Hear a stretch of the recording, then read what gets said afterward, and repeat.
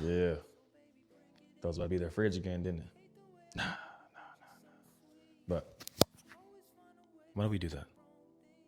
Why do we go in the fridge, close the door, go back in the fridge, look around again, only to realize there's nothing else that popped up in there. It's the same stuff you looked at 8 minutes ago. Gotta stop doing that. Go buy groceries. That's all.